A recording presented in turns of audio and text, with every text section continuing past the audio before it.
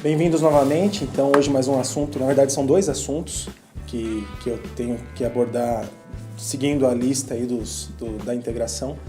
O primeiro assunto é análise de crédito. Eu vou explicar o porquê, para quê, por que é feita, né? Qual é a função, qual é a intenção das empresas fazerem essa análise.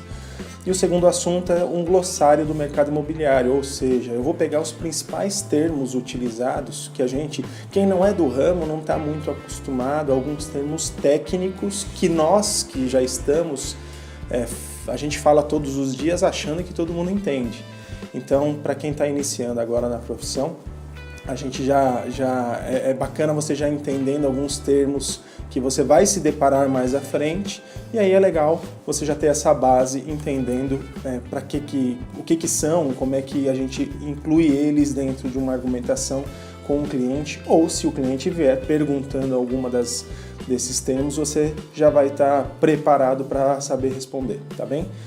Para falar então do primeiro assunto, que é análise de crédito, é importante dizer para que serve uma análise, qual é o motivo, qual é a intenção de se fazer uma análise. Uma empresa que faz uma análise, ela visa, na verdade, identificar os riscos que ela teria ao emprestar algum dinheiro ou dar algum tipo de financiamento, um empréstimo para uma pessoa, no caso, pessoa física. Quem compra imóveis residenciais para moradia apenas pode pegar financiamento se for pessoa física. Mesmo que eu possua uma empresa, né, eu tenho um CNPJ, pessoa jurídica, você não toma financiamento imobiliário residencial para compra de imóvel através de uma empresa, através da sua empresa. É sempre através de você, pessoa física, do seu CPF. Então isso, se você se deparar algum dia com algum empresário querendo comprar um imóvel residencial, ele pode, sem problema nenhum, porém ele sempre terá que adquirir esse imóvel, se ele for financiado, via pessoa física e nunca pela sua empresa. Eu vou falar mais à frente que ele poderá sim comprovar a renda através do Prolabore da sua empresa, através da renda que ele extrai da sua empresa, mas sempre a compra é pessoa física, tá? Mas antes de começar a falar, enfim, o crédito é nada mais do que isso. A empresa ela vai fazer uma análise para entender os riscos que essa pessoa que ela está concedendo o crédito trariam para ela caso ela emprestasse o dinheiro. Então, antes de iniciar efetivamente falando da análise de crédito, eu vou tentar explicar um contexto geral de uma venda de imóvel, como funcionam as fases de um empreendimento imobiliário, para que mais à frente vocês entendam onde se encaixa uma análise de crédito e para que ela serve na prática para nós aqui do mercado. Todo e qualquer empreendimento imobiliário ele vai passar por algumas fases. A primeira das fases, logicamente, a construtora ela vai adquirir um terreno, ela vai comprar esse terreno visando a construção de um projeto, de um condomínio ou mais condomínios. Ela faz essa identificação do projeto, do terreno, ela sempre, lógico, vai avaliar o que pode ser construído nesse terreno, se isso é viável para ela financeiramente, né? Eu vou comprar um terreno e o que eu vou construir lá tem que me render lucro, lógico, que é uma empresa, e aí ela faz todo um estudo para comprar o terreno e desenvolver esse projeto, ok? Isso aí mais à frente a gente vai voltar a falar. O que interessa agora nesse assunto análise de crédito é você entender os 4 principais momentos de um empreendimento imobiliário. O primeiro momento de um projeto é a fase de pré-venda, que nós chamamos aqui no mercado, tem vários nomes, tem o nome pirata, pré-venda, que é basicamente o seguinte: a construtora foi lá, identificou um terreno, ela comprou, adquiriu esse terreno. Muitas vezes no próprio terreno tem outros imóveis, o terreno está vazio, ou enfim, tem uma construção qualquer. A construtora nesse momento ela já começa a pensar em elaboração de um projeto e aprovação junto aos órgãos, junto à prefeitura, a vários órgãos. É bem burocrático, um processo de elaborar e aprovar um projeto dentro desses órgãos, ok? Passa por centenas deles, isso leva semanas, meses e às vezes anos para você aprovar um projeto. Então ela vai fazendo isso, comprou o terreno, vai desenvolvendo. Chega num dado momento que esse projeto já está avançado em aprovações, muitas vezes já está no cartório, que é a fase final de aprovação de um projeto para a gente poder comercializar. E nesse momento a gente começa já a falar em venda, a gente já começa a fazer o tal da prospecção, a gente já sabe o que é o projeto, a gente já sabe ali muitas vezes que tamanho terão os apartamentos, quantas torres, a gente já tem uma ideia do que será o projeto. E aí a gente inicia a fase de pré-venda, ou pirata, tem vários nomes que a gente dá, que é aquele processo que a gente começa a divulgar, nós de vendas, né, os corretores, os gerentes, todo mundo que é de vendas, a gente começa já a trabalhar pensando na venda desse empreendimento. Então isso nós chamamos de pré-venda ou pirata. Esse momento, algumas vezes ele dura dias, algumas vezes ele dura semanas, às vezes pode durar alguns meses, 1 mês, 2 meses, dependendo do projeto. É uma fase que a gente começa só a divulgar, a gente não vende, não é permitido fazer vendas nesse processo de pré-venda ou pirata, nós só faremos venda no momento do lançamento, que é o próximo passo. Então todos os projetos passarão por pré-venda ou pirata e marcará uma data X, 15 de junho, 15 de julho, enfim, terá uma data que ali sim se iniciam as vendas do projeto, que é o tal do lançamento. No momento que é feito o lançamento, iniciam as vendas e aí começa a contar o prazo para a entrega desse projeto. Cada empreendimento tem lá um prazo. Tem projeto que vai entregar em 24 meses, tem projeto que entrega em 30, tem projeto que entrega em 36, 42. Isso varia bastante, mas a maioria dos projetos está concentrado na faixa de 30 meses, ou seja, 2 anos e meio, do momento do seu lançamento até a sua entrega. Isso é previsto via contrato. Quando o cliente faz a compra desse imóvel, a gente chama isso de imóvel na planta. O imóvel não existe ainda, ele será construído. Nós lançamos, iniciamos venda, ele será construído e entregue no prazo previsto em contrato. Então, essa variação de prazo, cada projeto tem um prazo e vocês saberão que prazo tem o projeto que vocês estão trabalhando, tá? Então não existe um padrão, todo projeto entrega em 30 meses, não existe um padrão, cada projeto é uma história. A maioria deles, sim, gira em torno de 30 a 36 meses, mas isso pode ir para baixo ou para cima, dependendo da concepção do empreendimento. Agora, o próximo passo, normalmente, é o seguinte: lançamos dia 1º de janeiro. Passados aí em torno de 6 meses, normalmente, a maioria das construtoras incorporadoras, do lançamento e normalmente até o 6º mês, é onde vão se iniciar as obras do projeto. Agora, uma coisa é o seguinte, a gente vai lançar e tem um prazo de entrega, ok? 30 meses, por exemplo. Quando vai iniciar a obra, não pode interferir na data de entrega que está prevista. Seja se a consultora ele vai começar a obra no dia seguinte, no mês seguinte ou depois de um ano. Isso não vai interferir no que está em contrato. Ele tem que entregar na data que está em contrato, ok? Um contrato firmado lá com o comprador. Agora, normalmente as incorporadoras, as construtoras, elas começam essa obra normalmente em 6 meses após o lançamento. Lançou 1º de janeiro até junho, provavelmente, as obras vão se iniciar no terreno onde foi comprado. Agora, vamos pensar o seguinte, lembra do stand de vendas que a gente falou na política de vendas, que era feito uma loja para a gente fazer vendas, chamar os clientes? Normalmente o stand é construído no próprio terreno onde a obra será feita posteriormente. Então, quando a gente inicia uma obra, o stand normalmente é demolido para começar essa obra e aí é feito um stand menor, muitas vezes e tal. Então, a estratégia da incorporadora, da maioria das vezes, é postergar ao máximo essa entrega convivendo com o stand.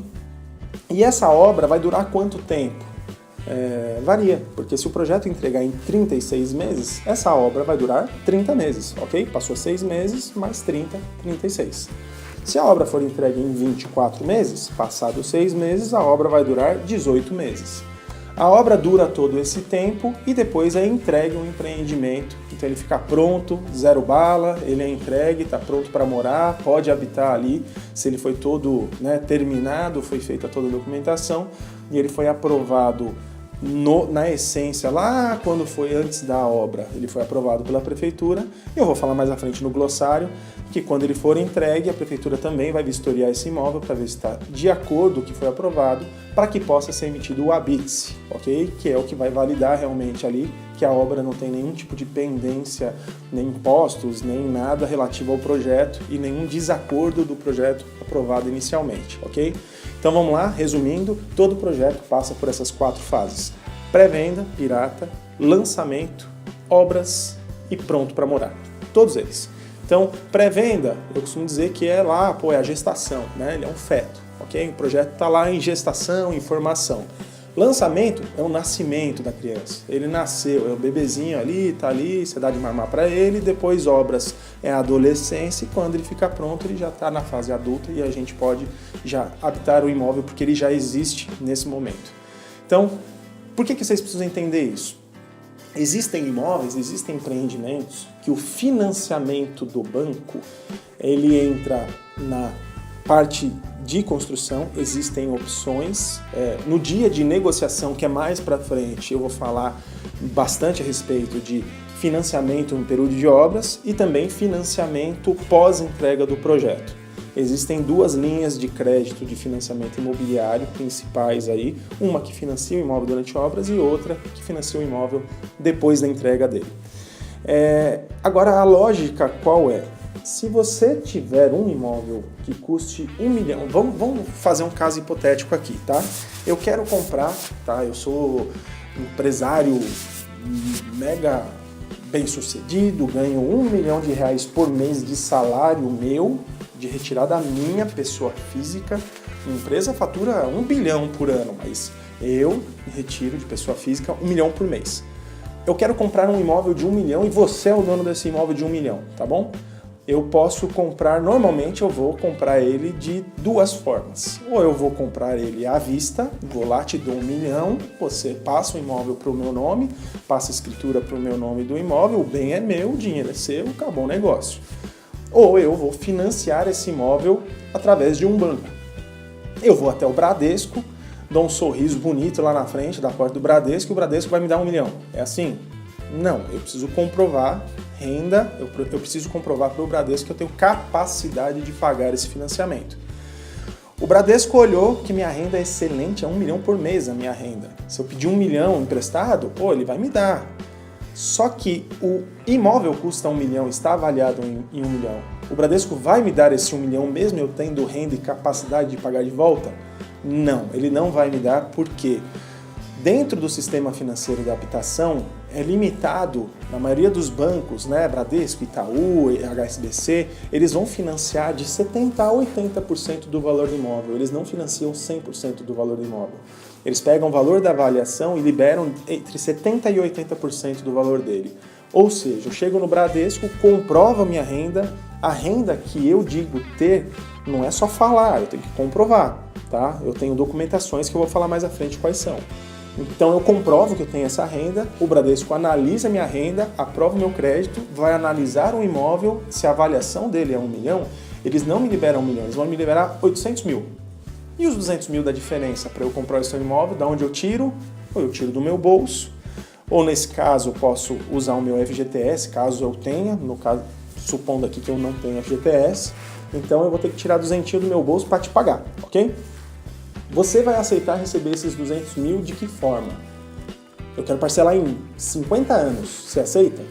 Difícil, hein? Imóvel pronto já? Você já vai passar o imóvel para o meu nome? Eu vou ficar devendo para você 50 anos? Você não vai aceitar. Então, quando o imóvel está pronto, via de regra, o que é feito normalmente no mercado?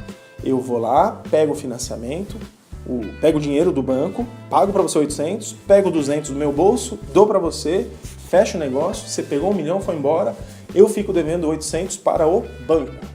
Então, eu sou devedor agora do banco, porque o banco me emprestou o dinheiro para comprar o imóvel. E você pegou 1 milhão, fechou o negócio.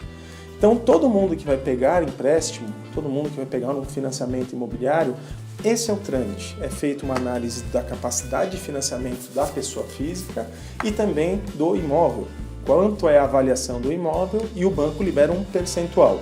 No caso da Caixa Econômica Federal, e no projeto Minha Casa Minha Vida, vários imóveis financiam 90%, alguns até mais do que isso. Quando é Caixa Econômica Federal, imóveis voltados para famílias com rendas mais baixas, a gente consegue financiar mais do que qualquer outro tipo de financiamento no mercado imobiliário, tá bom? Agora, os imóveis que tem variados valores de imóvel, tem imóveis em vários momentos. Eu expliquei agora que tem imóvel na planta, imóvel em obras e imóvel pronto. Quando eu falo de negociação, eu vou bater mais nisso para ficar mais claro na cabeça de todos vocês, mas já adiantando o assunto, a lógica de se comprar um imóvel pronto, que é essa que eu falei, eu financio uma parte, pago outra do meu bolso, é a mesma lógica que a gente utiliza para vender o imóvel na planta, porém com uma grande diferença. Os tais 200 mil que eu usei de exemplo, se o imóvel estivesse na planta, eu não teria que pagar ele à vista necessariamente. A maioria das construtoras, se não todas, me dão prazo de obras para que eu consiga pagar esses 200 mil.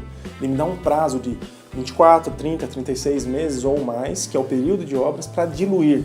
Então, comprar um imóvel na planta ou em obras, a grande maioria das vezes, fica muito mais simplificado com relação a fluxo de pagamento. Às vezes, para eu comprar um imóvel de R$1 milhão, eu não preciso ter 200 mil na minha mão agora. Dependendo do negócio da incorporadora, pode até aceitar que eu dê 10 mil de entrada só, 20, 30, 50, e o restante eu dilua durante obras, ok? Essa é a lógica. Por isso a facilidade de você comprar muitas vezes um imóvel na planta é onde o plano de pagamento fica mais facilitado. Isso é assunto para negociação, eu só adiantei isso aqui, mas vamos lá, vamos falar de financiamento, que é o que interessa nesse momento. Vocês vão ver aí na tela que existem vários tipos de financiamento, ok? Vamos pegar alguns tipos de financiamento para vocês entenderem, eu vou fazer um comparativo, tá? Financiamento, empréstimo, eu tenho crédito pessoal, cheque especial que banco dá, tem financiamento de veículo, tem financiamento estudantil, tem financiamento imobiliário, existem vários financiamentos. O que muda um financiamento para o outro por alto aí? É o fim que você vai levar, o dinheiro que você toma emprestado de uma instituição, de um banco, você vai utilizar ele para algum fim. Dependendo do que você vá fazer com esse dinheiro, muda as regras de taxa de juros, o quanto você vai pagar de volta para o banco por juros, né, que ele te emprestou lá esse capital. Então o que muda muito, dependendo do que você for pegar de financiamento, vou dar um exemplo. Se você for pegar um crédito pessoal, com qualquer que seja o banco, é baratinho a taxa de juros, já te adianto, puxei no Procon ontem. A taxa de juros média que os bancos cobraram para crédito pessoal foi de 110% ao ano. Ou seja, se eu pegar 1.000 emprestado de crédito pessoal, eu vou ficar devendo bastante depois de uns 5 anos, tá? A bolinha de neve ali, porque a taxa de juros é altíssima. Por que essa taxa de juros é tão alta? Porque a garantia que o banco tem de que você vai pagar de volta para ele é você mesmo, é só o seu nome. Ele não pode pegar nada em garantia, ele não pode sequestrar sua família, ele não pode pegar seus bens, é um crédito pessoal, é você que prometeu que vai pagar e ele te emprestou. Se você não pagar para o banco de volta, a única coisa que ele vai poder fazer é negativar o seu nome, tá? E eu não sei se você sabe, mas muitas pessoas que pegam crédito pessoal, elas não pagam. Elas ficam devendo, ficam lá, o banco fica lá sem receber, só que o banco, a lógica é a seguinte, o banco ele vai emprestar para 10 pessoas, ok?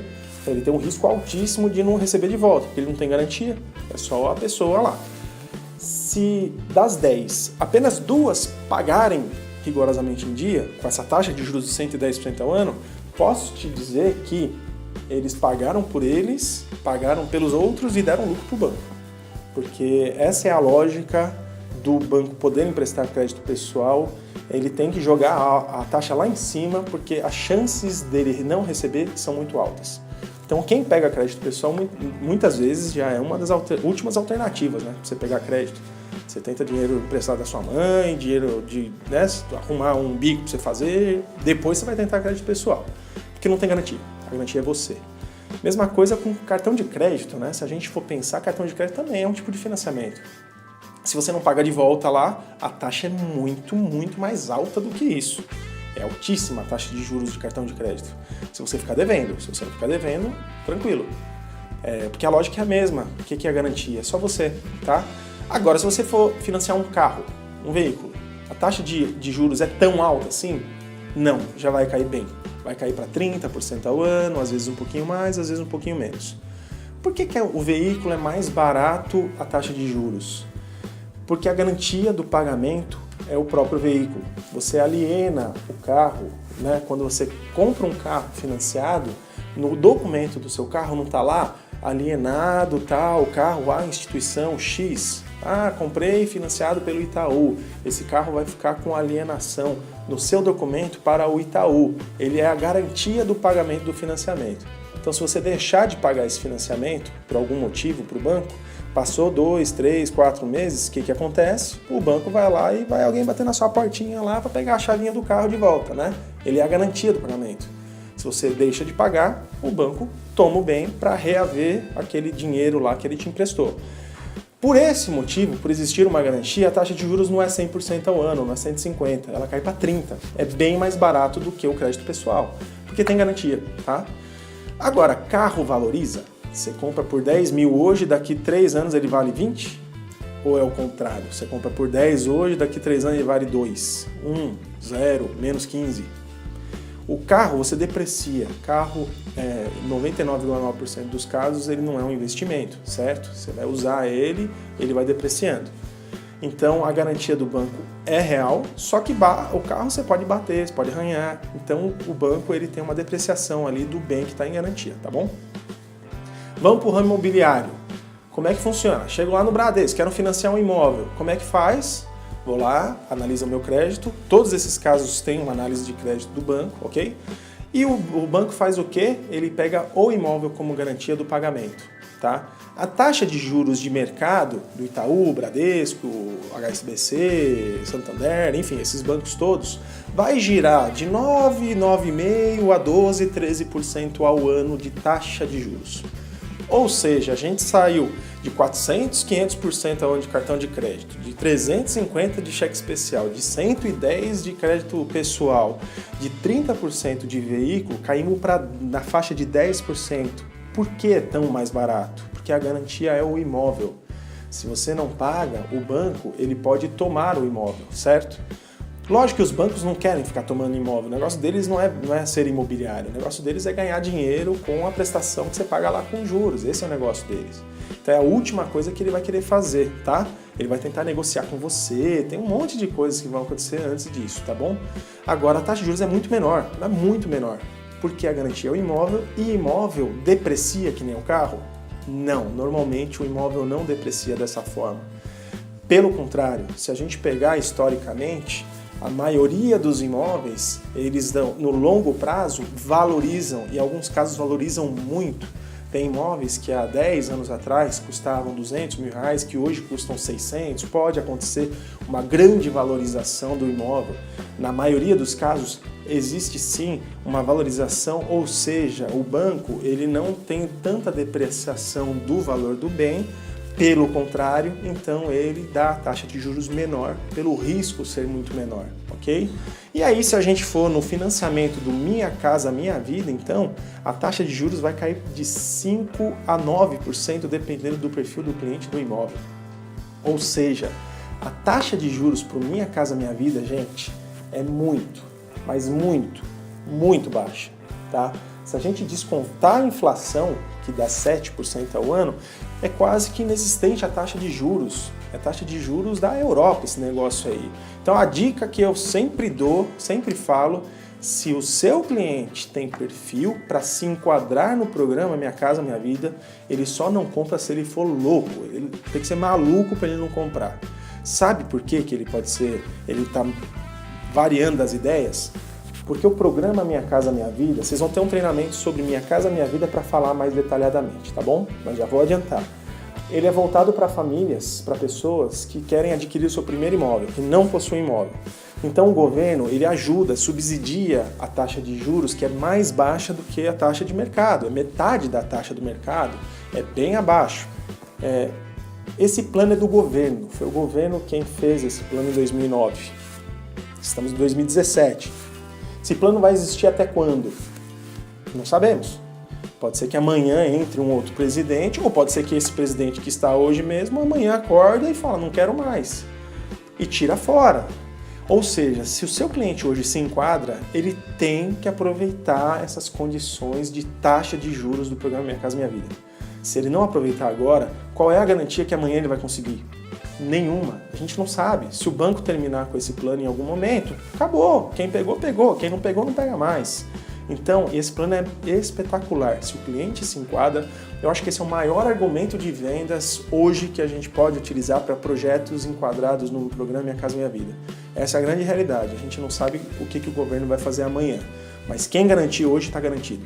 80% dos nossos projetos hoje estão enquadrados e isso é espetacular. Famílias com 2 mil, 3 mil, 4 mil de renda compram imóvel no Minha Casa Minha Vida. Se não fosse Minha Casa Minha Vida, ficaria bem mais difícil para eles comprarem, teriam que ter muito mais entrada, teriam que ter outras condições. Então, o maior argumento que você pode ter com o seu cliente hoje no projeto Minha Casa Minha Vida é, amigo, aproveita isso porque não sabemos até quando vai, beleza? E tomara que vá até mais. Esse plano é espetacular, tá? O governo, na verdade, vocês vão entender depois, faixa 2, faixa 3, faixa 1, 1,5, eu vou explicar no treinamento de Minha Casa Minha Vida, acompanhe esse treinamento que é importantíssimo. O governo não perde absolutamente nada com esse plano, pelo contrário, ele ganha muito, porque ele ganha sim, tanto no financiamento com a Caixa, porque a Caixa é um banco, né, do governo, e ganha em toda a cadeia produtiva que a construção civil tem uma cadeia absurdamente grande, né? Porque tem fábrica de cimento, de aço, mão de obra, né? Tanto de peão, de engenheiro, etc. Então a cadeia produtiva para a construção civil é muito grande. E tudo isso gera imposto, e todo imposto vai para o governo. Então, não ter o financiamento Minha Casa Minha Vida, na verdade, não faz sentido não ter. Faz muito sentido continuar sim, porque ele ajuda e muito a compra do primeiro imóvel. Isso traz benefícios também para o próprio governo, ok? Então, dito isso, vamos lá falar efetivamente de análise de crédito. Então, vocês vão olhar, vai passar na tela para vocês aí, primeiro, o banco vai pedir alguns documentos para poder fazer a sua análise. Só uma coisa, o banco faz a sua análise, porém, antes de chegar no banco, normalmente as construtoras fazem uma análise prévia, cada uma com seus critérios, mas a maioria elas já fazem uma análise como se elas fossem um banco, com um olhar de banco. Por que elas fazem essa análise prévia para vender para você ou para o seu cliente? Porque se você for pegar financiamento daqui a alguns meses, ou daqui a alguns anos, ou daqui a algumas semanas que seja, ela já quer entender se você tem perfil e potencial de seguir a compra. Se você for lá no imóvel, por exemplo, que custe R$400 mil, sua renda é R$1.000 por mês, o banco vai te dar um financiamento pequenininho. Não adianta a construtora achar que se vender para você vai dar certo o negócio, você querendo financiar o imóvel, porque se ela faz uma venda para você e você não consegue pegar o financiamento, a venda tem que ser desfeita, porque não vai seguir adiante.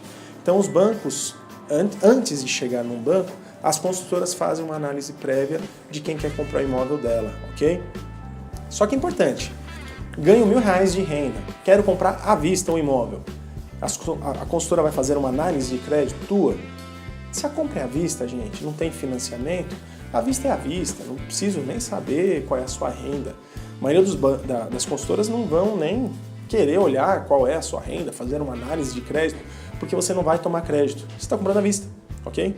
Lógico que as chances de alguém ganhar pouquinho, comprar à vista, são pequenas. Não é impossível, tá? Eu já vi gente que ganhou herança, que ganhou na Mega Sena, que tirou dinheiro, não sei, de alguma forma, e comprou à vista. Pode acontecer. Não dá para você desdenhar do cliente, tá? Pelo amor de Deus, não vai fazer isso. Agora, para você entender a lógica, quem vai tomar crédito, a análise é feita pela construtora até antes do próprio banco, tá bom? Então, esses são os documentos, estão na tela. Eu vou falar de cada um deles, vou explicar rapidamente. Ficha cadastral da Mais House e, às vezes, do incorporador também tem uma ficha cadastral. RG, CPF, comprovante de residência, estado civil e renda. O que muda de um cliente para o outro, a maioria das vezes, é a renda, porque a renda depende do que ele faz. se o cliente é um CLT, se ele é um assalariado, se ele é renda formal, né, CLT, se ele é renda informal, se ele é um autônomo, se ele é um profissional liberal. Se a renda dele é mista, ele tem um emprego, mas ele também faz outra função que a renda é informal. Se ele é MEI, microempreendedor individual, se ele é empresário, enfim, cada função que ele exerça profissionalmente vai gerar um tipo de renda e isso cada cliente vai apresentar de uma forma. Eu vou falar rapidamente sobre algumas formas, tá bom? Vamos lá, iniciando. Então, a ficha cadastral da Mais House é essa que você está vendo aí na tela. Ela vai pedir informações sobre o cliente, nome, CPF, RG, ele vai ter que escrever, preencher essa fichinha toda bonitinha. Tem muita informação aqui básica de ser preenchida, porém tem algumas informações que talvez o cliente não está acostumado a preencher todos os dias, tá? Quem preenche essa ficha normalmente é o cliente. Nós vamos dar essa ficha e o cliente vai preencher. Agora pergunto, e se o cliente tiver dúvida? Ele começa a preencher, bate o olho, fala, meu Deus, o que é órgão expedidor? O que eu coloco aqui? Para quem que ele vai fazer essa pergunta? Para você. E se você não souber o que é isso, como é que faz? Você tem que saber preencher. Você tem que pegar a ficha da Mais House, aproveita agora, terminou o vídeo, já vai lá no coordenador, no gerente, enfim, peça para alguém uma ficha da Mais House, senta bonitinho aí, pega uma caneta, comece a preencher como se você fosse um cliente que estivesse comprando um imóvel. Preenche 1, 2, 3 até você aprender. Tá com dúvida? Pergunta, já tire as dúvidas, porque no momento que você fechar o negócio, é muito importante você saber preencher, porque se o cliente tiver dúvida, ele vai perguntar para você, tá? Então saiba preencher. Treino é treino, jogo é jogo, gente. Não vai dar para deixar para aprender a preencher ficha na hora de fechar negócio, tá? Porque aí eu já vi corretor perder venda por causa disso. O cliente começou a perguntar, ele não sabia responder, o cliente ficou meio desconfiado ali, começou, meu Deus, era para não ser, e não foi. Ele ficou com medo por conta de uma ficha. Então é importantíssimo você saber preencher e é bem simples preencher a ficha. Então a ficha tem lá a frente, o verso, ela é separada em 4 partes, porque normalmente são 2 compradores. Normalmente são 2, mas pode ser um comprador só, preenche só a parte de um comprador. Se forem 2 compradores, preenchem os 2 compradores. Se for 3, podem ser 3 compradores também, até 3, então você pega 2 fichas, 2 preenchem uma, o outro preenche a outra ficha. Data e assina bonitinho e junto disso você vai juntar todos os documentos para análise de crédito. Nós chamamos isso de montar pasta, ok? Você está montando a pasta para mandar para análise de crédito. Então, fichinha cadastral foi RG, simples. Então, todo mundo tem RG, você pega o RG. Antes de prosseguir, 2 dicas que são imprescindíveis você levar essas 2 dicas aí. Primeira, quando você for fechar um negócio, peça para o cliente levar os documentos originais para você. Não peça para ele levar cópias, ou você pode até pedir para ele mandar digitalizados os documentos, cópias simples. Agora, muitas vezes o cliente ele tira uma cópia que ela não fica tão legível, ela fica cortada, e a análise de crédito não vai aceitar a cópia se ela não estiver super legível. Então, o ideal é você pedir para que o cliente leve os originais e você, no plantão, onde você estiver, tire as cópias. Todo local você vai ter essa infraestrutura de suporte para você tirar as cópias. É o ideal ele levar os originais. Segunda, na verdade são 3 dicas. Segunda dica, quando você for montar a pasta, monte sempre 2 pastas. Uma para você e outra para o processo, para mandar para análise. Uma fica de backup para você, uma cópia assim que você guarda com você. E caso precise de algum outro documento por algum motivo, não sei, você mandou o processo e extraviou um documento, pode acontecer, às vezes você não viu, não percebeu, deixou na máquina lá uma cópia, sei lá, pode acontecer alguma coisa. Guarde um backup com você. Se precisar de algum documento a qualquer momento, você terá junto com você. Importantíssimo. Terceira e última dica, importantíssima. Se você tiver alguma dificuldade em tirar alguma cópia de documento e mais, peça sim auxílio. Mas é importante também você treinar antes. Perceba aí que é muito fácil a documentação e vai acontecer, já aconteceu comigo e eu já vi vários casos, o cliente tem essa lista de documentos para trazer, ok? Tem gente que acha isso muito burocrático. Quer ver como fica menos burocrático? Você está sentado com o cliente, já pede para ele o que ele tiver no bolso. Ele está aqui com você, fechando o negócio. você já pode virar para ele e falar, passa a carteira aqui para eu pegar o que tiver de documento agora, já tira o cópia do que você tiver no bolso. Muitas vezes o cliente tem RG, tem CPF, tem comprovante de residência, às vezes tem até renda. Você já mata quase todos os documentos na hora. Ele não vai ter que ir na casa dele buscar, ele busca o restante depois. Você pode ir buscar junto com ele. Agora, na hora, você já pode matar, às vezes, 50%, 60%, 80% ou 100% dos documentos para montar a pasta para análise. Então, preste atenção nisso também, ok? Vamos lá. RG é importante. Os bancos hoje, na verdade, a maioria das instituições não aceitam RG superior a 10 anos de expedição. Então, se o RG foi expedido em 2006, 2005, 2004, para trás, provavelmente o cliente terá que tirar uma segunda via mais atualizada, tá? Às vezes a construtora aceita esse documento sem atualizar, mas quando chegar no banco para o financiamento, provavelmente ele vai ter que atualizar esses documentos, tá bom? Vamos lá. CNH é um documento dispensável. Por que dispensável? Nem todo mundo tem, e quem tiver pode utilizar para apresentar, mas tem que estar dentro da validade. Se ele estiver fora da validade, não aceita. A CNH não tira o RG da jogada, tem que ter o RG, tá bom? Ele não substitui o RG porque falta um dígitozinho na CNH e não é aceito pelas instituições. O CNH pode fazer o lugar do CPF sim, porque o CPF desde 2011 parou de ser emitido aquele cartão do CPF. Agora só tem um atestado que você retira lá no site da Receita que eu vou falar na sequência. Hoje os RGs já saem com o CPF, ok? Então, já emendando o CPF, se o cliente tiver o cartão, ótimo, ele traz o original.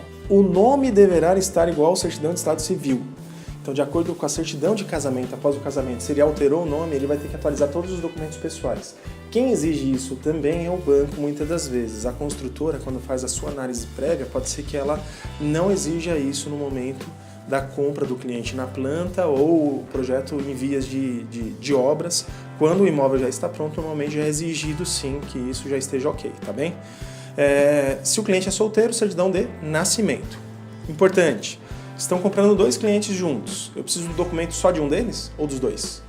Preciso dos dois. Sempre a documentação é de todos os participantes da compra. Se são 3 participantes, todos os documentos dos 3. Ficha cadastral, RG, CPF, enfim, todos os outros. Se é um comprador apenas, somente o documento do comprador, que é único, ok? Se ele é casado, se ele é solteiro, certidão de nascimento. Se ele é casado, certidão de casamento. Se ele é divorciado, certidão de casamento com averbação no verso de que ele é realmente, legalmente divorciado. Se o cliente for separado só de corpos, significa que no papel ele deve estar casado. Se ele está casado, provavelmente o cônjuge, né, o esposo ou a esposa, terá que comprar junto esse imóvel, obrigatoriamente por força de lei, a não ser que seja no regime de separação total de bens. Só relembrando rapidamente, comunhão parcial, que é aquela onde o que é de solteiro é de solteiro, o que é de casado é de casado. Ou seja, o que eu adquiri depois de casado é o que eu tenho que dividir com o cônjuge. E o que é de solteiro continua sendo de cada um. A comunhão universal, ou comunhão total, é aquela onde tudo é de todo mundo, o que foi adquirido antes ou depois do casamento é dos dois e sempre pertencem aos dois esses bens. Separação total de bens é onde cada um por si, cada um tem os seus negócios e eles não se misturam. Só que no Minha Casa Minha Vida vocês vão ver que tem uma diferencinha quando o projeto é Minha Casa Minha Vida para a separação total de bens, tá bem? Que é importante você acompanhar o treinamento sobre Minha Casa Minha Vida.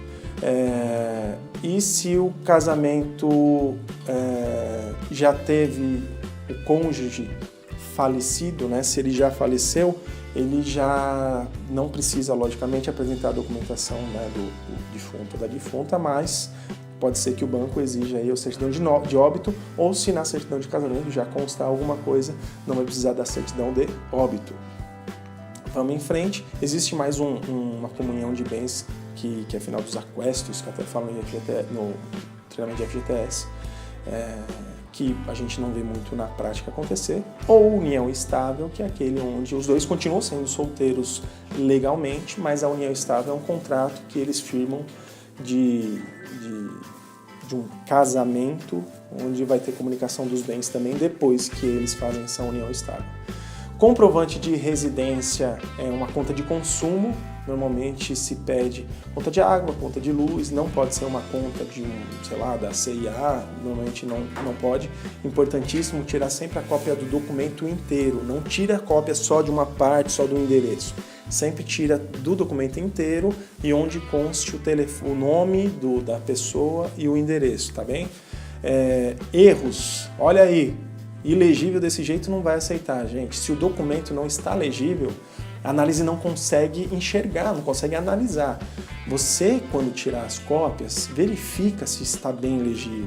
Se não tiver, tira a cópia novamente, mexe na máquina, na impressora, peça para alguém que entende mexer, porque se ela sair legível, não adianta você mandar para análise, porque não vai aceitar, vai devolver a sua pasta, porque não é possível fazer a análise, tá bom?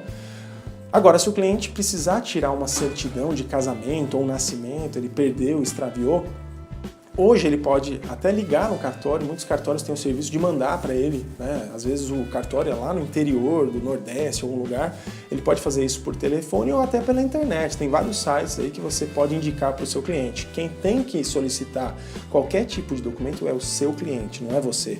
Só que tem cliente que às vezes não sabe, ele não sabe como faz. Tem clientes, pode acontecer com você, em alguns casos a gente vende imóveis muito baratos, voltados para a família com renda bem baixa. E pode acontecer de você pegar um cliente analfabeto. E aí, como é que faz para tirar uma segunda via? Como é que faz para preencher uma ficha? Seu cliente não sabe.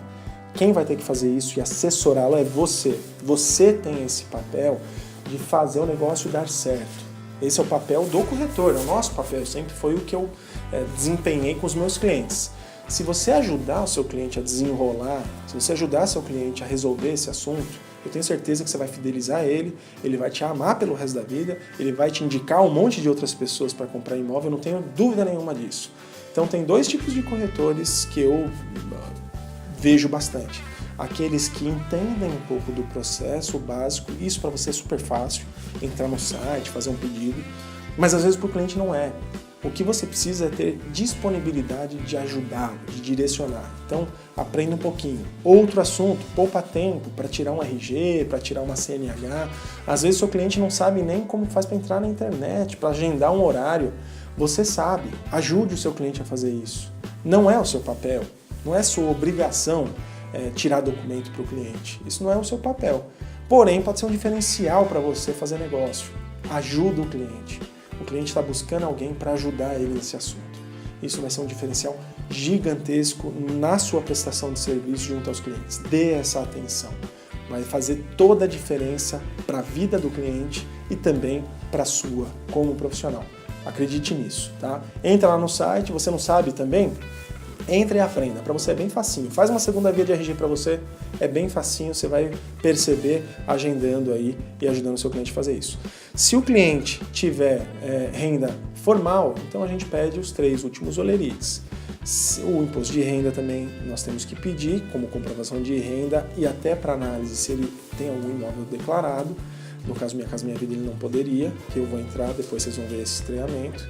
Carteira de trabalho, nós pedimos também para o cliente apresentar. O extrato de fundo de garantia, caso ele tenha fundo de garantia, se ele for utilizar, nós precisamos do extrato atualizado, que ele tira ou na caixa, na agência, às vezes ele recebe em casa também. Isso para renda formal. Agora, se ele tiver renda informal, se ele é um profissional liberal, se ele é um autônomo, antigamente até se aceitava extrato bancário, os bancos aceitavam. Hoje eles não estão aceitando mais o extrato como movimentação. O que é aceito é a declaração de imposto de renda e tem outras formas. Se ele é um empresário, o Prolabore. Se ele é um profissional, prestador de serviços, os contratos de prestação de serviços muitas vezes os bancos aceitam. Agora, o que pode ocorrer é o banco sim aceitar que ele comprove a renda dele através do extrato. Pode ser que a construtora aceite previamente para fazer uma pré-análise. Quando ele for para o banco, ele terá que ter isso declarado corretamente. A gente pode sim também orientar o cliente isso na hora da compra, tá bem? Esse é um assunto, análise de crédito, eu não quero me aprofundar demais nesse momento, que a intenção não é essa. A intenção é realmente gerar uma base para vocês entenderem para que serve a análise e como é feita. Não é bicho de 7 cabeças e vocês podem sim ajudar e muito o seu cliente a tomar essa decisão de compra com base na análise que nós vamos fazer para ele e ajudá-lo a fazer a compra e resolver o assunto da compra do imóvel dele, tá bom? Vamos para glossário agora do mercado imobiliário. Bom, gente, glossário são alguns termos, como eu já disse, que a gente utiliza bastante, a gente usa corriqueiramente dentro do mercado, então são termos mais técnicos. Logicamente, eu não sou advogado, eu sou corretor de imóveis, então eu não vou usar a linguagem do direito, eu vou usar a linguagem mais comercial, tentando explicar o que de fato quer dizer as expressões aqui citadas, e vocês terão acesso a esse material todo, vocês vão receber no e-mail de vocês um link para ter acesso a todo esse conteúdo também, tá? Porque aqui é a parte mais escrita, então a parte escrita vocês podem ler e interpretar, vocês vão entender. Eu vou fazer só um comentário a respeito de cada um dos itens. Começando aí a primeira tela, memorial de incorporação da obra, memorial descritivo e matrícula do imóvel. Vamos começar por memorial de incorporação da obra. Para falar de memorial de incorporação da obra, primeiro eu vou explicar sobre registro de incorporação. Vocês vão ouvir falar muito, vocês vão se deparar, o tal do RI. RI, o registro de incorporação. O que é o RI? Toda vez que um incorporador quer fazer um empreendimento, que quer fazer vendas de apartamentos ou de casas em condomínio fechado, ele tem que aprovar, logicamente, esse projeto na prefeitura, aprovar para conseguir construir o projeto, tem que estar dentro das leis. E para que esse projeto seja comercializado, não basta apenas aprovar na prefeitura e nos órgãos. O projeto precisa sim passar pela prefeitura, passar por uma série de órgãos, CT, tem diversos órgãos que tem que ser aprovado, meio ambiente, dependendo do caso, e depois que ele é aprovado em todos esses órgãos, ele vai para cartório. E no cartório que é identificado se existe todas as aprovações legais, se o terreno não tem nada que impeça de fazer um projeto novo, e somente após o cartório dar ok e fazer esse registro de incorporação é que o empreendimento poderá ser comercializado. É isso que diz a lei. Então, o memorial de incorporação nada mais é que o conjunto dessas documentações todas mostrando que de fato o projeto tem tudo aprovado, prefeitura, e o cartório deu ok para o registro de incorporação do projeto. Só após isso a gente começa a comercializar. Aqui na Mais House, lógico, a gente só comercializa empreendimentos com registro de incorporação.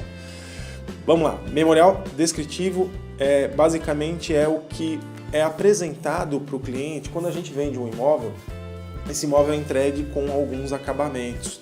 A maioria dos empreendimentos é entregue mais ou menos seguindo um padrão, que é aquele onde a sala e os quartos são entregues no contrapiso, né? Não entrega piso já pronto, finalizado, porque isso é muito gosto. Se a gente entrega tudo com madeira, tem gente que não gosta de madeira e quer colocar piso frio, né? Quer colocar cerâmica. Se a gente coloca cerâmica, tem gente que gosta de madeira. Então é melhor, você não entrega, você não cobra por isso. As incorporadoras e construtoras fazem o projeto onde salas e quartos normalmente não têm acabamentos, né, no piso. Agora, cozinha, banheiros, varanda, normalmente sim entregue com um piso frio. Agora, o memorial descritivo, ele vai realmente descrever tudo que é entregue no imóvel, quais são as opções que a construtora tem de acabamentos para entregar para esse cliente. É ali onde você, quando vender um apartamento, vai ter um documento desse que o cliente vai poder ler, ele vai assinar, lógico, dizendo tudo que é entregue nesse imóvel que ele está comprando, tá bom? Matrícula do imóvel. Certidão de nascimento. Você tem certidão de nascimento? Quando você nasceu, você foi registrado bonitinho, tem lá a certidão de nascimento, falando do seu nome, que hora você nasceu, que dia você nasceu. A matrícula do imóvel é uma certidão de nascimento do imóvel. Então, todos os imóveis, a partir do momento que eles nascem, ou seja, a partir do momento que eles ficam prontos, o imóvel não nasce no lançamento. No lançamento, a gente inicia as vendas de um projeto futuro que será construído. O imóvel fica de fato pronto e terá sua matrícula individualizada, a sua própria matrícula ou a sua própria certidão de nascimento, aí que eu trouxe o comparativo, após ele estar pronto e totalmente regularizado perante a lei, prefeitura, etc. e tal. Então, na matrícula que vai ficar no cartório de registro de imóveis, esse imóvel, assim que ele nascer, ele terá a sua matrícula individualizada. É um termo mais técnico, mas até que ele fique pronto, o imóvel na planta ele não tem matrícula individualizada. O que existe é uma matrícula mãe para o projeto inteiro. Então essa matrícula mãe cita o projeto como um todo, e só após o projeto ser entregue, após todo o trâmite de entrega, e tem vários outros que eu vou citar, habits, etc., só após ele estar pronto é que é desmembrada essa matrícula, e a matrícula aí sim é individualizada imóvel por imóvel, apartamento por apartamento, casa por casa, tá bom? Próxima tela, habite-se. Documento que atesta o imóvel ter sido construído segundo as exigências. Nada mais é que nós fomos hoje, compramos o terreno, fomos lá na prefeitura, vamos aprovar esse projeto, aprovamos o projeto lá, um prédio com 20 andares, 50 apartamentos, uma área de lazer com piscina, enfim, aprovamos um projeto. Aí, a gente aprovou o projeto, foi no cartório, registrou esse projeto e iniciamos as vendas e a construção. Vendeu, construiu, vendeu tudo, construiu tudo, entregou. Assim que estiver pronto, a prefeitura vai vistoriar para ver se o que foi aprovado na planta lá atrás foi o que realmente foi executado. Se tiver de acordo, se tiver tudo ok, você aprovou 20 andares, tem 20 andares. Se aprovou que o tamanho é tanto, tem tanto. Se tudo tiver de acordo, a prefeitura vai expedir o habite-se. Ou seja, pode habitar. Esse imóvel está regular, ele está regularizado, ele seguiu todas as exigências que foram feitas lá na hora da aprovação dele. Então é importantíssimo que o imóvel tenha habite-se para que ele seja regular. Os bancos não dão financiamento para imóvel irregular. O imóvel precisa estar regular para que ele consiga ter o financiamento. Então, o habite-se é um documento mais do que necessário para qualquer imóvel obter um financiamento. Sabe aquela história de que o imóvel não pode pegar financiamento? Você já ouviu falar, né? O imóvel do João, o imóvel do seu vizinho, do seu primo, não pega financiamento. Normalmente não pega financiamento porque não está regular.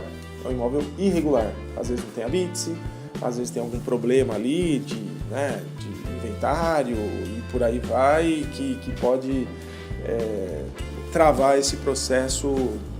Na verdade, o habite-se não tem a ver com o inventário, tem a ver com ele estar regular perante a prefeitura. Mas para o banco dar financiamento, o imóvel tem que estar regular, sem nenhuma pendência. Inclusive para liberar fundo de garantia. Vocês também tiveram assuntos de fundo de garantia, tá? E se você não viu o assunto fundo de garantia, vai assistir o vídeo. Importantíssimo, porque fundo de garantia é um assunto que ajuda muito a gente a fazer venda. Eu não vou falar todos os itens, acho que alguns não preciso explicar, eles são autoexplicativos. Compromisso de compra e venda é um contrato, acho que não tem muito o que falar, que explica bem. Escritura pública é o que depois você vai lavrar no cartório, né? Após você comprar o imóvel, efetivamente pôr ele em seu nome, pagar todos os impostos. Vamos aos próximos. Administração condominial, não tem que explicar, agente financeiro é banco, área comum. Área comum é o seguinte: todo condomínio fechado, todo prédio que está dentro de um condomínio, esse condomínio ele é interpretado como se fosse uma cidade, né? Ele tem ali suas regras internas. Existe uma convenção condominial que vai ditar as regras dentro desse condomínio. Área comum é aquela área que todo mundo pode utilizar, né? Aí está o nome comum.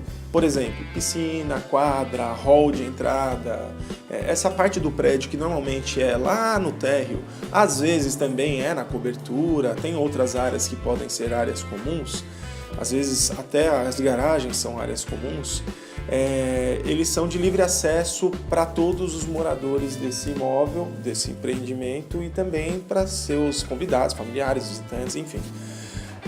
Todo mundo que compra um imóvel, um apartamento, ele é dono do apartamento, ok? Você comprou o imóvel lá, você é dono do apartamento, mas você também é dono da área comum, você é dono de uma fração dessa área comum. Você também é dono de um pedacinho da quadra, da piscina. A área comum ela é indivisível, ela não dá para dividir, ninguém vai falar, a sua, lá na quadra a trave é sua, a rede é sua, não é divisível. Por isso que você é dono de uma fração, você é dono de um pedacinho que não dá para dividir. Isso consta em contrato, tá? Você é dono. Você paga condomínio para que essa área comum toda funcione. O custo que você tem de condomínio dentro de um projeto aí, ele é relativo ao bom funcionamento da preservação de todos os itens, de pagar folha de pagamento, de porteiro, de funcionários. Então é para o bom andamento de toda essa área comum, tá? Área útil, área privativa, é quando o imóvel é a área interna do imóvel. Então, se o imóvel aqui, né, nós temos uma sala aqui que ela deve ter, sei lá, 70, 80 metros quadrados, então essa área privativa interna de utilização que nós temos da sala ou do imóvel. Nisso não vai contabilizar a área comum e não vai contabilizar garagem, nada disso, é só a área interna do imóvel, essa área privativa, tá bom? Quando a gente contabiliza a área da garagem, a área disso, a área de aquilo, normalmente a gente fala a área total. Então, quando você for comunicar com clientes, a gente sempre utiliza a área privativa, área útil, que é a área do apartamento, a área interna que ele de fato vai utilizar. Tem uma diferencinha de área útil para área privativa, mas acho que não vem ao caso. Agora, a gente costuma divulgar. Eu já vi corretor que divulgou a área total se passando por área útil. Aí fica complicado. Ele fez um anúncio lá, o apartamento tem 200 metros de área, ele nem colocou que era total. Aí um cliente se interessou porque o preço era muito bom, era, sei lá, 150 mil reais. Ele falou, meu, 200 metros quadrados, 150 mil, tá de graça, vou lá conhecer. Chegou lá, o apartamento tinha 50 metros, porque a área privativa dele era 50 metros. Então tem que tomar cuidado com isso. A área total não é a área privativa ali do apartamento, tá bom?